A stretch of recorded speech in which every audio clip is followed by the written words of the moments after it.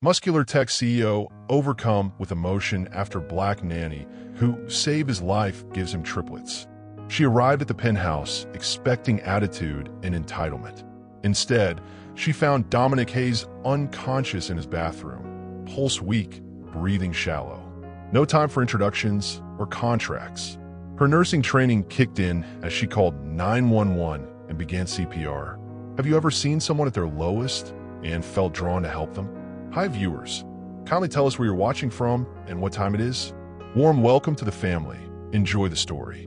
The tech billionaire who built empires couldn't build a life worth living until the black woman he destroyed saved him from death, then disappeared with his children. 3 green-eyed babies stared back at him from a grocery cart in Atlanta, their dimples matching the smile he'd forgotten how to make. But the woman pushing that cart, the one he'd accused of theft and fired without mercy, was about to reveal who really betrayed them both. What happens when the person who saves your life becomes the person you destroy? Have you ever trusted the wrong person? Made accusations you couldn't take back? Lost someone because pride mattered more than truth? This is about power, prejudice, and the price of believing lies over love. Stay with me, because the real betrayal will shock you, and the redemption will break your heart.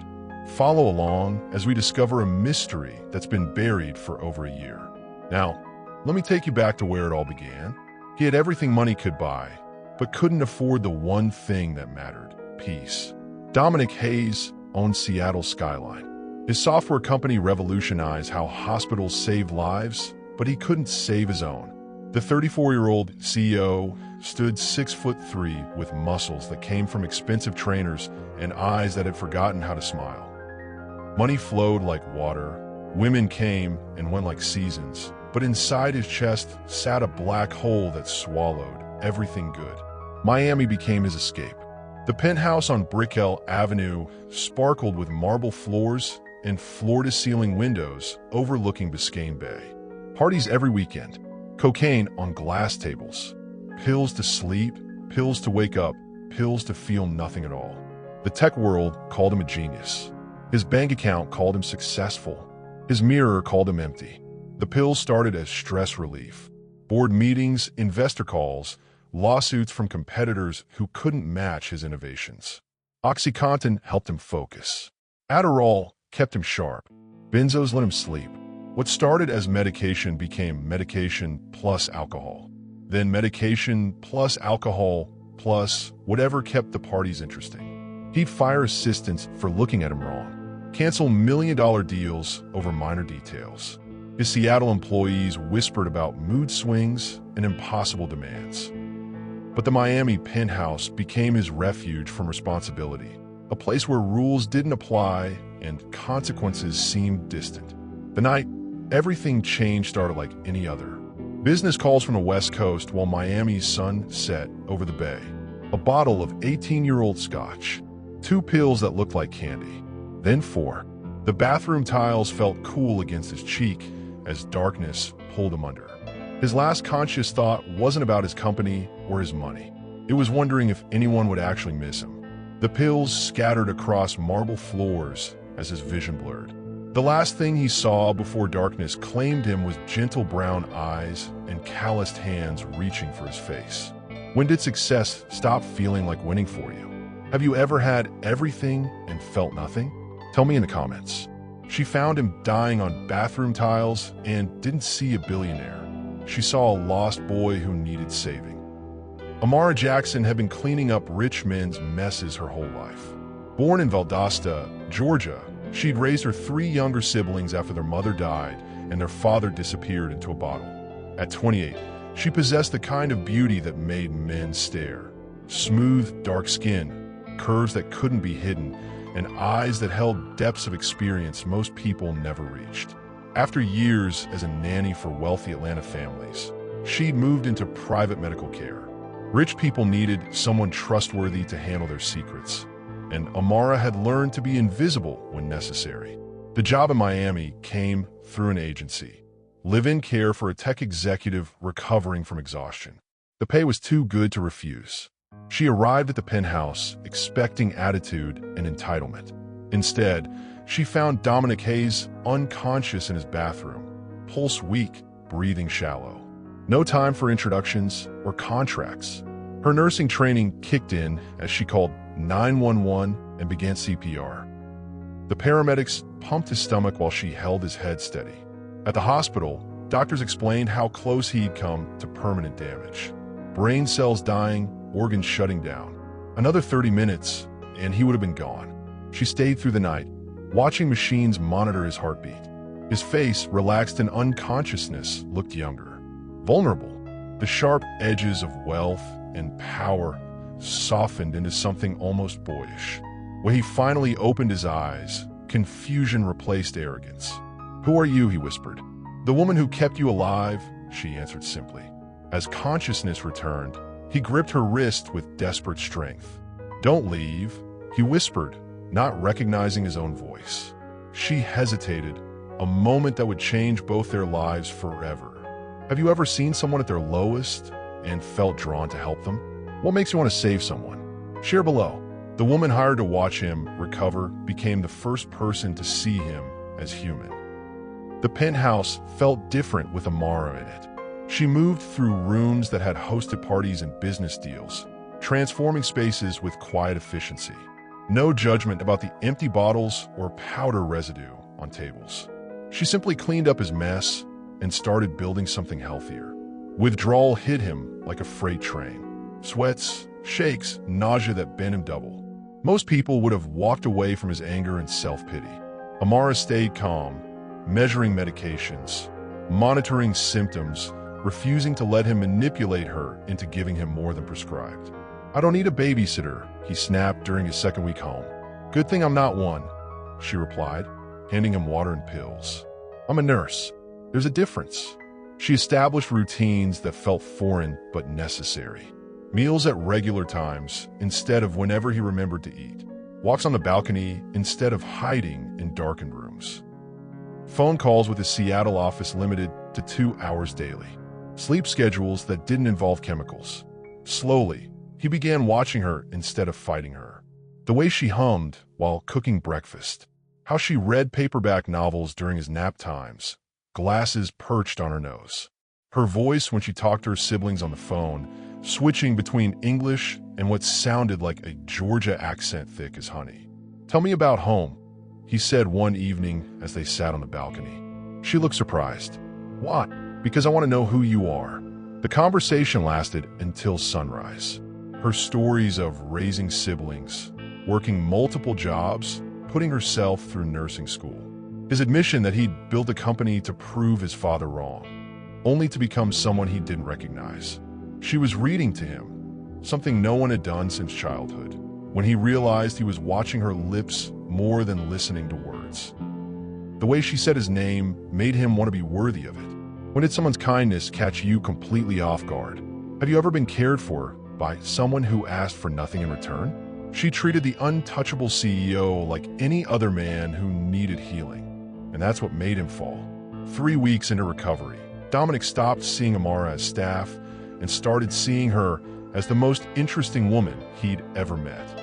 She had opinions about everything: his business decisions, the books he read, the way he treated service workers.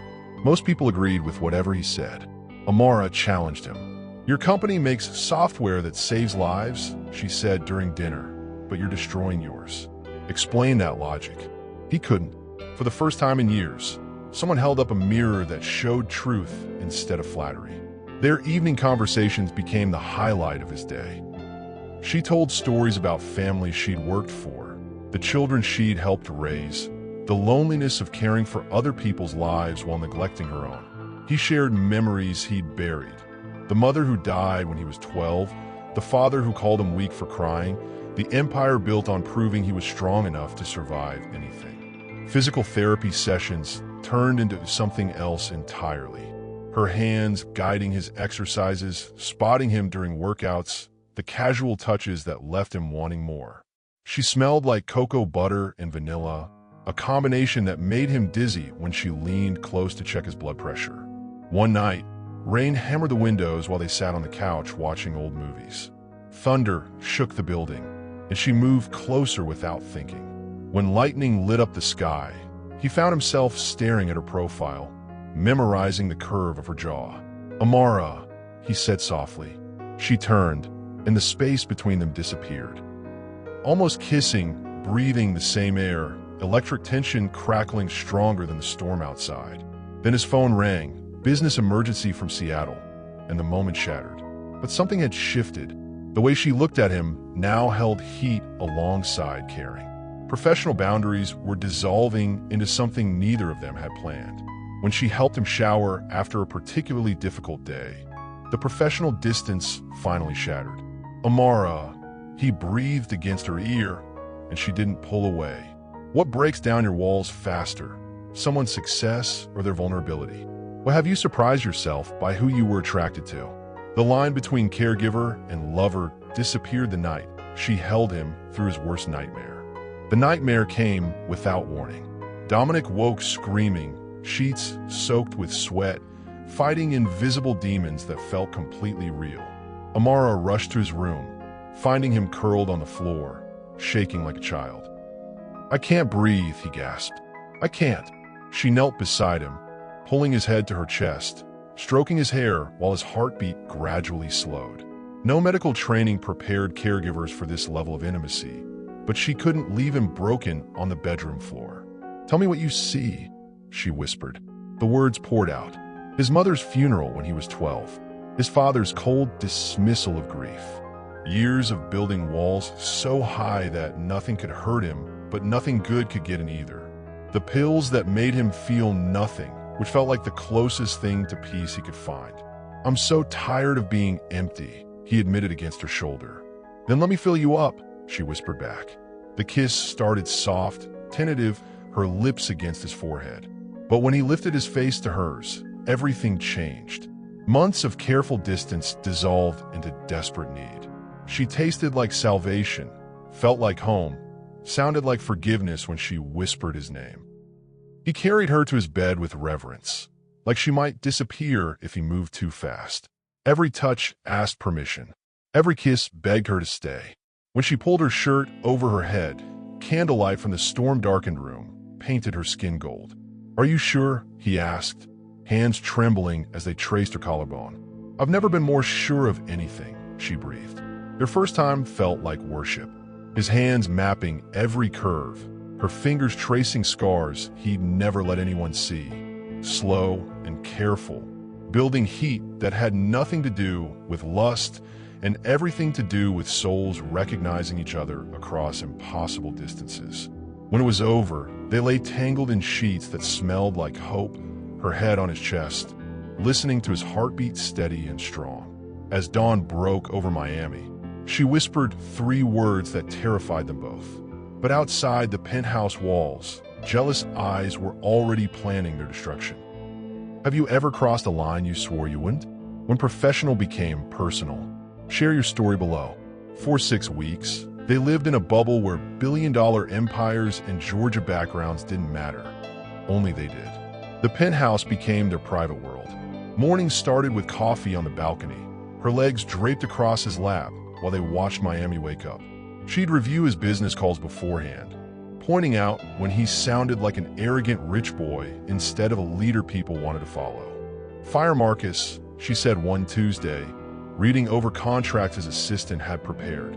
"He's been with me for 3 years," Dominic protested, "and he's been stealing from you for at least 6 months. Look at these expense reports." She was right. Marcus had been padding bills, inflating costs, skimming money in ways so subtle that Dominic had missed them completely. Her fresh eyes caught patterns his trust had overlooked. Their afternoons blended work and play. She'd sit in his home office during video conferences, making faces behind the camera that had him struggling not to laugh. His Seattle team noticed changes. He listened more, decided faster, seemed actually happy for the first time in years. Evenings belonged to them alone, cooking together in the kitchen that had only seen catered meals and takeout, dancing to music from her phone, her hips moving to rhythms that made his hands shake with want, making love on every surface of the penthouse, learning each other's bodies like sacred geography. She kept clothes in his closet now, her toiletries next to his in the bathroom, small changes that felt enormous. When business associates called, She answered his phone like she belonged there. When he woke from nightmares, she was already reaching for him before his eyes opened. "I love you," he whispered one night after she'd fallen asleep in his arms. She stirred, pressing closer. "I love you too," she murmured against his chest. Neither of them said it when they were fully awake. Some truths felt too big for daylight, too precious to risk with conscious thought. The pregnancy test showed 2 pink lines, but before she could tell him, his assistant knocked with news that would destroy everything. The audit showed missing funds, and all evidence pointed to her. "What's the longest you've kept a relationship secret? Why do forbidden relationships feel so intense?" Trust built over months shattered in minutes when fake evidence made the impossible seem true. The conference room felt like a courtroom. Marcus sat at the head of the table with printed reports and bank statements spread like weapons. Dominic entered expecting a routine financial review. Instead, he found a carefully constructed case against the woman he loved. The discrepancies started when she moved in, Marcus explained, pointing to highlighted numbers. Medical supplies ordered but never delivered. Credit card charges to stores she frequents. Cash withdrawals that match her spending patterns exactly. Amara stood in the doorway, still wearing the sundress she'd put on that morning when their biggest concern was what to have for breakfast. The smile died on her face as she saw the papers, the serious expressions, the way Dominic's shoulders had gone rigid. "What's happening?" she asked. $50,000 missing over 6 weeks, Marcus continued. "All traced to accounts she has access to. The security cameras show her in your office during unauthorized hours. The evidence is overwhelming." Dominic's face went blank. The man who'd whispered love poems against her skin last night now stared at her like she was a stranger. Worse than a stranger, like she was a threat. "Is it true?" he asked, voice flat as winter. "Of course it's not true," she said, stepping forward. "Dominic, you know me. How can you even ask that?" But she could see it happening. The walls going back up. The successful CEO replacing the vulnerable man she'd held through panic attacks. 3 years of business partnership with Marcus versus 6 weeks with a woman from the wrong side of town. The math was simple, and she was losing. "The bank records don't lie," Marcus said, sliding papers across the table. "I am sorry, Dominique. I know this is personal for you." "It's not personal," Dominic replied, each word cutting her like glass. "It's business. Always has been." As security escorted her out, she pressed her hand to her still flat stomach and made a vow. He would never know about the babies growing inside her. Have you ever been falsely accused by someone you loved? How did it feel when someone believed the worst about you? She disappeared into Georgia backroads, carrying 3 secrets that would change his world forever. Atlanta welcomed Amara back like a mother's arms. Her sister Keisha didn't ask questions when she showed up with 2 suitcases and eyes red from crying. The small apartment in East Atlanta felt cramped after Miami's luxury, but it felt safe. Hidden, far from boardrooms and accusations, and men who could love you at night, then destroy you by morning. The pregnancy revealed itself in waves. Morning sickness that lasted all day. Exhaustion that sleep couldn't touch. When the doctor said triplets, Amara laughed until she cried. Of course Dominic's overachieving genetics would give her 3 babies at once. Bed rest became her reality. Keisha brought gossip magazines and romance novels. Anything to keep her mind off the penthouse where she'd learned what love felt like. The books were lies, she decided. Real love didn't exist. Rich men took what they wanted and discarded what they didn't need. Meanwhile, in Miami, Dominic's life crumbled. The foundation she'd built, routines, health, actual human connection, disappeared with her. He hired new assistants who stole from him more obviously. Started drinking again, though he avoided pills. Called private investigators to find her, then canceled their services before they could report back. Marcus watched it all with satisfaction. Promoted to vice president, given access to more accounts. The missing money had been his masterpiece. He'd studied Amara's schedule, duplicated her access codes, created a paper trail so perfect that even he almost believed she was guilty. But Dominic's decline was bonus entertainment. The CEO, who'd humiliated him in meetings, dismissed his ideas, treated him like furniture instead of family. Watching him fall apart over some Georgia, nobody felt like justice. 3 babies were born on a Tuesday morning in March. 2 boys and a girl, each weighing barely 5 pounds, each with green eyes that matched their father's exactly. Amara held them and made another vow. They would never want for anything. They would never know rejection. They would never learn that love was conditional. The private investigator's report landed on his desk exactly 1 year later. Subject located in Atlanta, living with 3 children born 8 months after termination. DNA match probability, 99.7%. What would you do if you discovered you were wrong about someone you pushed away? How do you live with that regret? The grocery store in Atlanta became ground zero when the past collided with the present at 60 miles per hour. Kroger on Ponce de Leon Avenue at 3:47 p.m. on a Wednesday. Amara pushed a cart loaded with diapers and formula while 3 toddlers chattered in languages only they understood. Shopping with triplets required military precision. Snacks distributed strategically, nap times scheduled afterward, escape routes planned for inevitable meltdowns. She was reaching for cereal when she heard his voice behind her. "Excuse me, ma'am, you dropped this." The voice that had whispered promises in Miami penthouses, that had begged her not to leave during panic attacks, that had called her a thief without blinking. She turned slowly, hoping she was wrong. But there stood Dominic Hayes in the cereal aisle, holding a pacifier that had fallen from her overstuffed diaper bag. He looked terrible, thinner than she remembered, shadows under his eyes, expensive clothes that couldn't hide exhaustion. His gaze moved from her face to the cart. 3 identical faces stared back at him. 2 boys and a girl with his green eyes, his dimpled smile, his stubborn chin. The pacifier dropped from his hand. "Jesus Christ," he whispered. "Mama, who's that man?" asked David, the boldest of the 3. "Nobody important, baby," she said, but her voice shook. Dominic stepped closer, studying their faces like he was solving a puzzle. "When were they born?" "That's none of your business." "The hell it isn't. Those are my eyes. My nose." "When were they born, Amara?"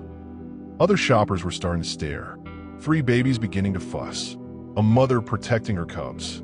A man discovering he'd thrown away everything that mattered. "March 15th, she said finally. 10 months after you threw me out like garbage." The timeline hit him like a punch.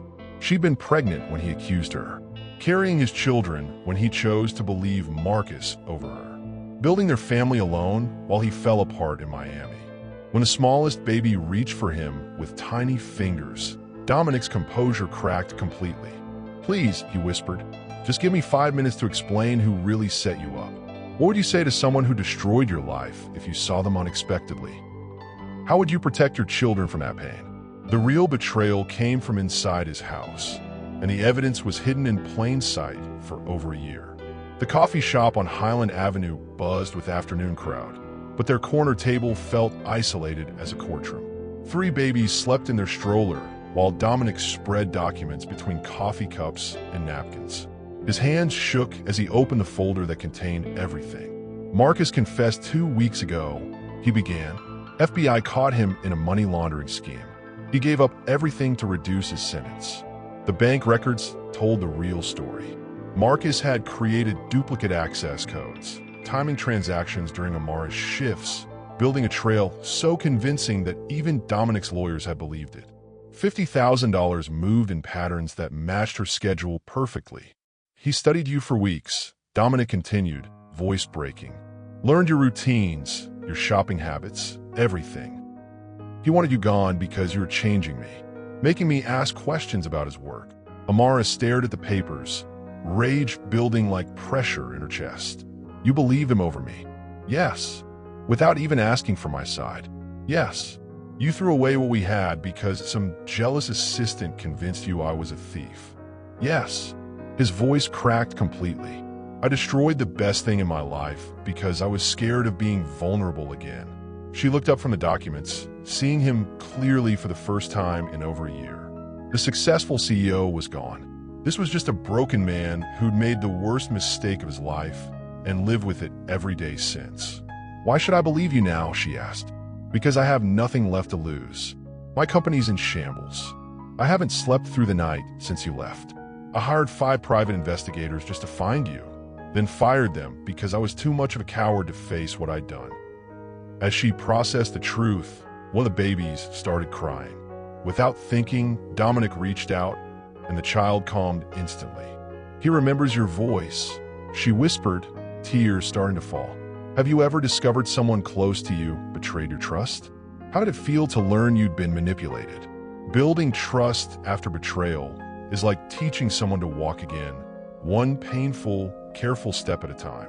The supervised visits started at Piedmont Park, neutral territory where Amara could bolt if needed, where Dominic could meet his children without invading her space. Every Saturday at 2 p.m., he'd arrive with toys he'd researched online and nervousness he couldn't hide. The triplets, David, Michael, and little Maya, treated him like an interesting stranger who brought good presents. They had no memory of his voice from the womb, no genetic pull toward the man who'd abandoned them before birth. He had to earn every smile, every moment of trust. "Say, Daddy," he'd encourage, pointing to himself. "No," Maya would respond firmly, then run to Amara's arms. Those first weeks cut him deeper than any business failure. Watching Amara handle 3 toddlers with practiced ease while he fumbled with basic tasks like opening juice boxes. Seeing how complete their little family was without him. Understanding that he wasn't necessary. He was optional. But slowly, cracks appeared in the walls. David loved when Dominic pushed the swing high enough to make him shriek with joy. Michael would fall asleep during story time, tiny hand gripping Dominic's finger. Maya, the holdout, finally smiled when he figured out she preferred animal crackers to regular cookies. Legal papers arrived weekly. Marcus's plea deal included full restitution. Not just the $50,000 he'd stolen while framing Amara, but another $200,000 he'd skimmed over 3 years. Prison sentences, asset seizures, public disgrace for the man who destroyed their happiness. "It doesn't change what you did to me," Amara said one afternoon, watching him push all 3 kids on swings. "I know," he replied. "I'm not asking for forgiveness. I'm asking for a chance to be their father." She studied his face, looking for the arrogant CEO who'd destroyed her world. Instead, she found a man who'd lost everything and was grateful for 2-hour park visits with children who barely knew his name. When she fell asleep on his shoulder during the baby's nap time, he realized healing felt like coming home. But her phone buzzed with a message that made his blood run cold. Stop seeing him or face the consequences. How do you rebuild with someone who hurt you? What does forgiveness look like when children are involved? Some people can't stand watching others rebuild what they try to destroy. The threats escalated quickly. Dead flowers on Amara's doorstep. Slashed tires on her car. Messages left at Keisha's job warning that some people don't deserve second chances. The police took reports but offered little hope. Anonymous harassment was hard to prove, harder to stop. Dominic hired private security immediately. Ex-military guys who knew how to blend into backgrounds while keeping dangerous people away. The irony wasn't lost on either of them. The man who'd refused to trust her now trusted her life to strangers.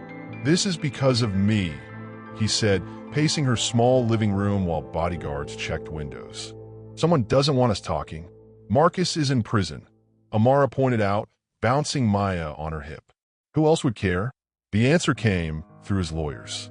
Marcus had business partners, people who'd profited from his schemes, who feared exposure if Dominic and Amara reconciled. Men with more to lose than prison time, who saw threats and violence as reasonable business expenses. Moving became necessity, not choice. Dominic bought a house in Buckhead with high walls and security systems, convincing Amara to let him keep them safe. Separate bedrooms, clear boundaries, but under the same roof for the first time since Miami. The first night, she stood in the doorway of his room, wearing pajamas that covered everything but revealed nothing. He sat on the bed's edge, hands shaking with want and uncertainty. "This doesn't mean we're back together," she warned. "I know. This is just for safety. I know. And if you hurt me again." He crossed the space between them in 2 steps, cupping her face with hands that had forgotten how to be gentle. "I won't survive hurting you again," he whispered against her lips. Their kiss tasted like forgiveness and fear, like second chances and old wounds.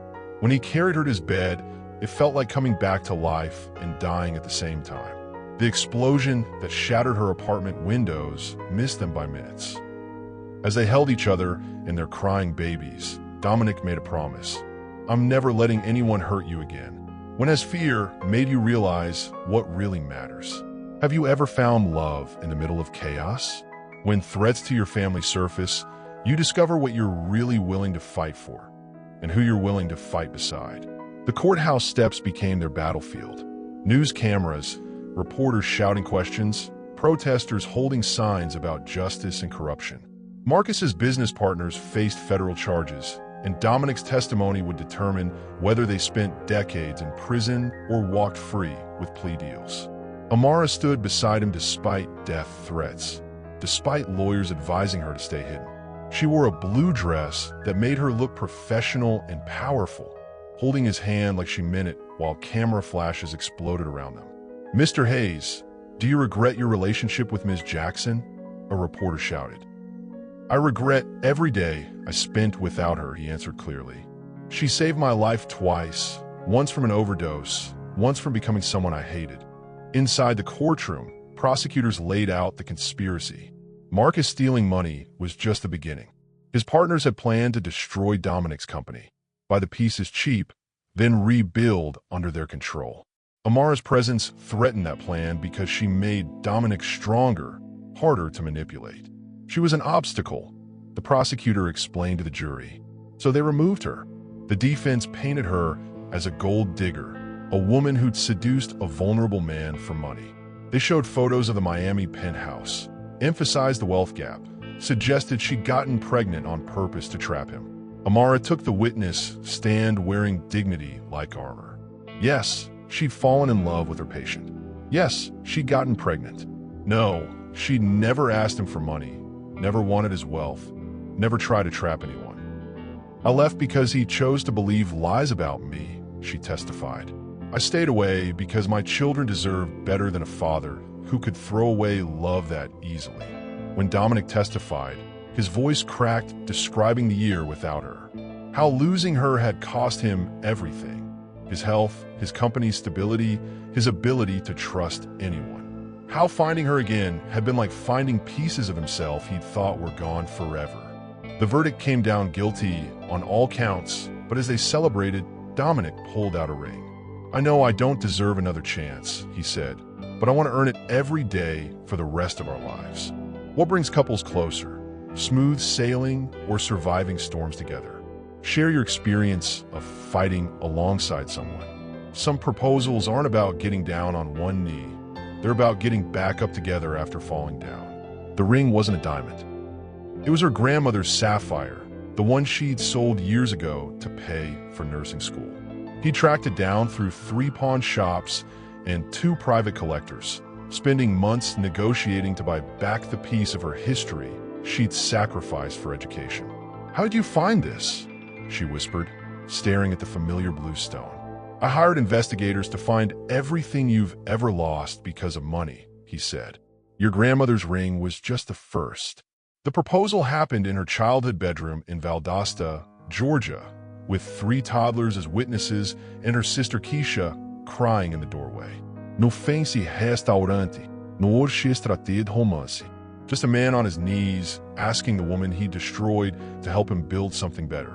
"I'm not asking you to forget what I did," he said, voice steady despite shaking hands. "I'm asking if you'll help me spend the rest of my life proving I've learned from it."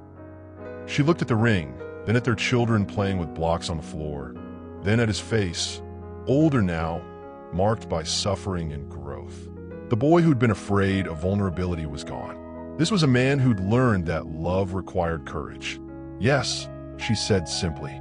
The engagement party mixed his world with hers. Tech executives from Seattle meeting her nursing school friends.